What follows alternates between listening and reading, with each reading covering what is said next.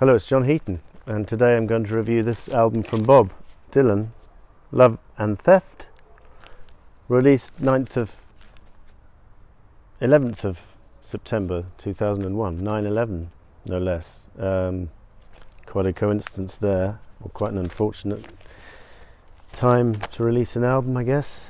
Although maybe for many it was an escape from the reality of what was happening in the world to have a new Dylan album out, I don't know. Got to number 5 in the US. I don't have any information about how it did in the UK. But along with most Dylan albums, it's been, if it was released on vinyl at the time, it's been re-released. And it's just great to have all these Dylan albums on vinyl, which I didn't get at the time because it was the CD age. And album cover size pictures are much better than CD, I think we'll all agree. And on the back, in the inside sleeve, there's a picture of Bob here. Pretty small picture of, I'm not sure if that's the band with Bob with a few people there. And then it's on the Columbia label, and they made it into a double album, which was quite generous of them. Although it's 57 minutes long, so it would have been long for a single album. But it's probably could have fitted onto 3 sides. They could have done what they did with Harvest Moon for Neil Young, had a 3-sided album. Another nice picture of Bob here. And then a picture of Bob with the band and the credits. So this was Bob's touring band at the time. Larry Campbell, guitar, violin, banjo, mandolin, Charlie Sexton on guitar, Tony Garnier bass, David Kemper drums, and the guest artist Augie Mayers on Vox organ and accordion, and Clay Mayers plays bongos on one track. Produced by Jack Frost, who is Bob Dylan, who's been producing his own albums since Time Out of Mind, and he does a good job.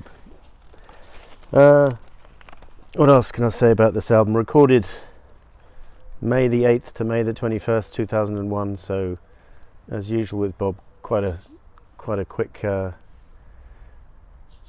session to record a whole album. Some artists take months and months. You won't see Bob ever taking months over an album, not that I can remember anyway. And I just want to say I saw Bob Dylan in Budapest the year after, no, it was a couple of years after this album came out, October the 24th 2003, and I was in the second row of the standing room, about as close to the front as you could get. And I remember talking to the people in the audience next to me, and people in the front row basically, and I was saying, like, how many times have you seen Bob?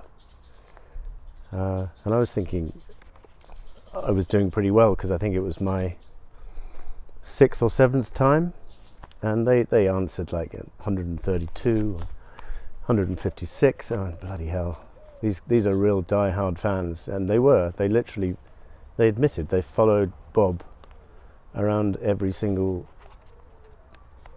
possible concert they could possibly attend. So that was quite an eye-opener.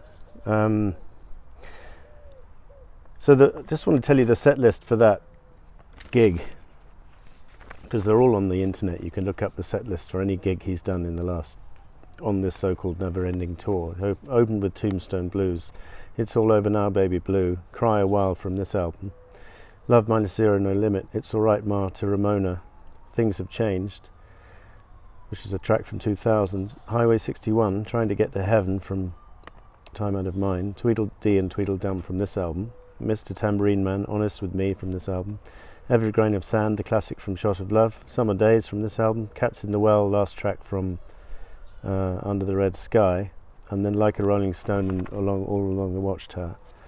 And it was a great concert. Bob was playing quite a bit of piano. I'm not sure who was in the band, but one thing was he didn't communicate with the audience, which is nothing new for Bob. He's never really done that. In fact, he had his back to the audience for a couple of numbers, or in the instrumental parts of numbers. He literally turned his back to the audience and started dancing with the drummer. And I actually had a placard for a song called Saving Grace, which I wanted him to play, and I never got the opportunity to hold it up because he never even came close to making eye contact with the crowd. So that's just the way it was. So this album is called Love and Theft, in inverted commas, which I've been reading some reviews, and apparently it's significant, because he got accused of nicking a few tunes on this album. So that's why it may be Love and Theft in inverted commas, but it's actually both based on a book, I think, by Eric Lott, 1993 book, Love and Theft, Blackface Minstrelsy and the American Working Class. And anyway, back to the point about nicking stuff. I mean, Bob has always borrowed a tune or two, basically, especially when it comes to standard blues chords. Some of these chord sequences are as old as the hills, so to borrow something as old as that, I don't think it's much of a crime. And he does his own arrangement, and he adds his unique vocal and lyrics to it, and it becomes his own in every sense, I think. But he did get into, I don't think anyone sued him or anything, but there were a few remarks. Some of the lyrics were said to come from Junichi Saga's 1991 novel Confessions of a Yakuza. But apparently when Mr. Saga was informed of this, he was delighted that Bob had taken some lines from his book. He was honoured. So that's the reaction that one hopes for. This Dylan Ultimate Music Record Guide gives this album a very positive review. Probably, I haven't dotted up the ratings they give each track to see which album they actually think is the best, but they do give, let me see, Mississippi, Summer Days, Floater, High Water, Po' Boy, Cry a While and Sugar Baby all get 5 stars, and then all of the rest get 4 stars. A guy from Uncut called Ian Penman said at the time, Dylan is our first rock star grown old, really grown old, and one happy to let it show. Love and Theft is riddled with sly leg pull references to impotence and rediscovered virility, escape and return, disgust and relish. Very, very good album review here, written by Damien Love. I think they've got a different person to write the review of each album. For example, Saved is done by Alan Jones, and Blood on the Tracks is done by Andy Gill. The Dylan album from '73 is done by Luke Torn. So they've really called upon a lot of journalists to compile this book, and it is. And I think I've talked about this series before. It's just superb, and the Dylan one's probably one of the best because he's got so many albums, and they're all reviewed in here in a lot of detail. So thumbs up to that. This Rolling Stone special edition about Bob Dylan had his 100 greatest songs, and Mississippi from this album was voted number 21. And Sheryl Crow writes the little piece on this because it's interesting that he gave Mississippi to Sheryl Crow back in 1998, and apparently it was done at a faster pace. I haven't listened to the her version, but I will do. And then Bob slowed it down and recorded it for himself. And Sheryl Crow's remarks about this song, which is one of my favourites on the album. I released Mississippi before Dylan did on my album The Globe Sessions. It changed the whole record. There's no fat in the song. Every line has a purpose. He said that he liked every line of his songs to have the possibility of being the first line of a new song. That's certainly the case with Mississippi.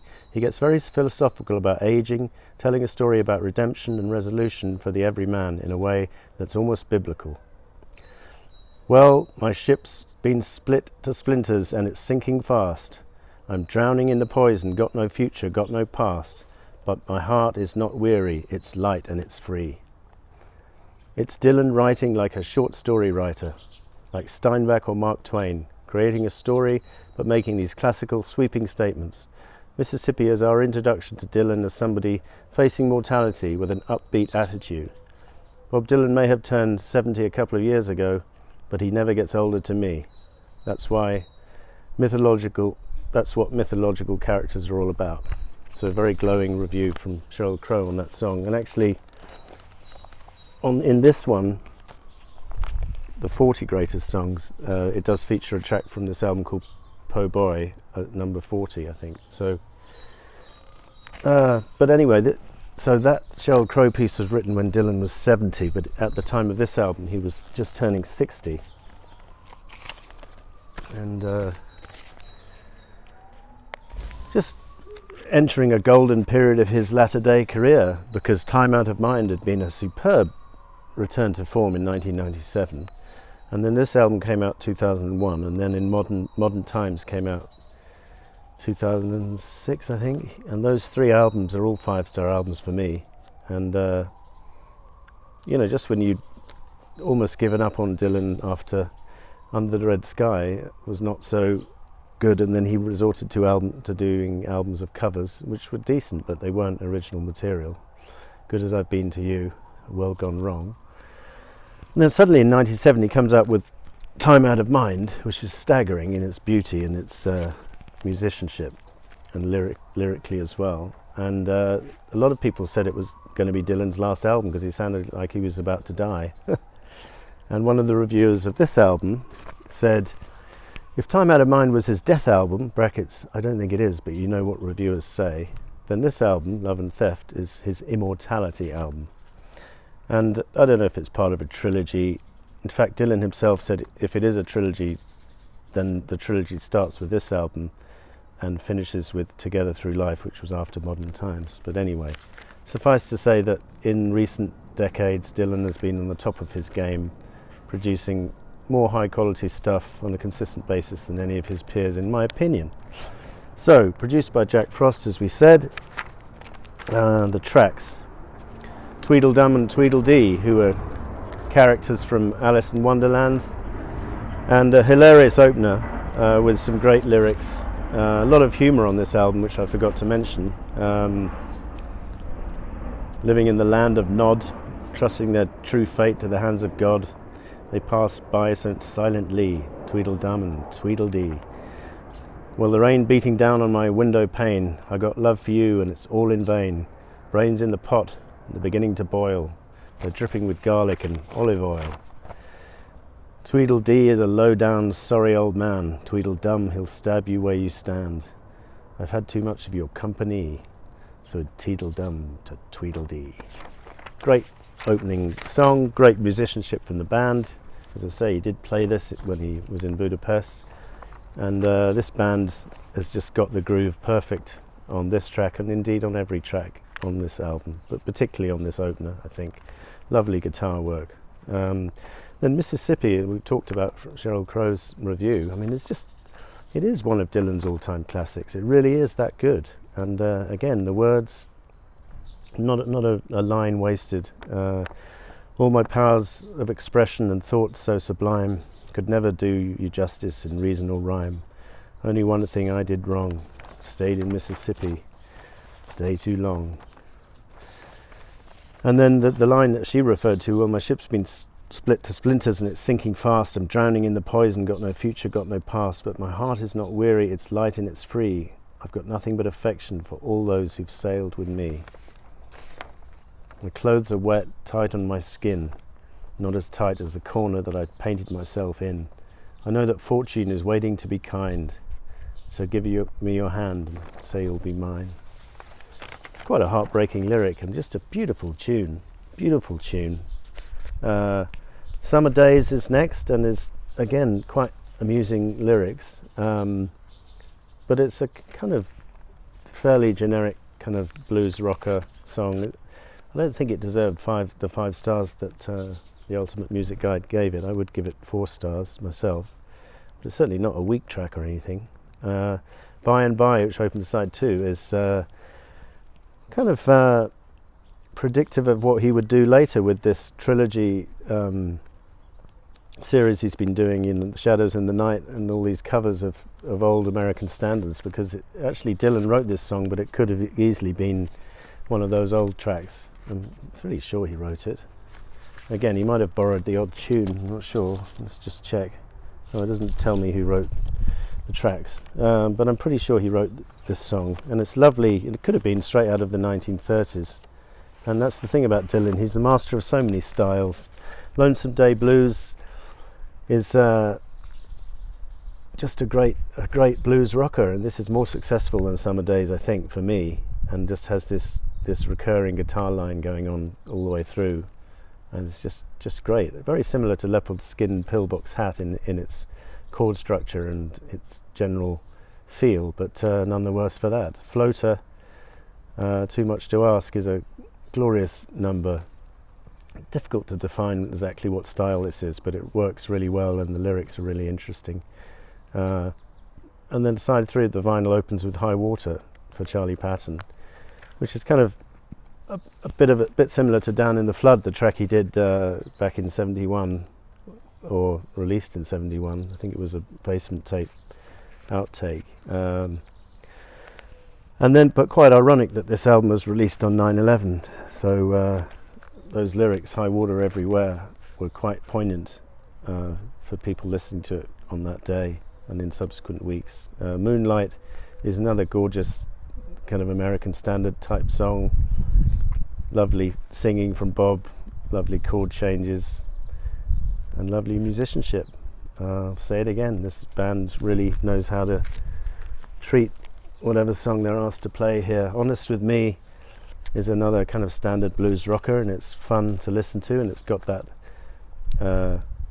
kind of slide guitar thing which is reminiscent of Highway 61 and revisited the title track.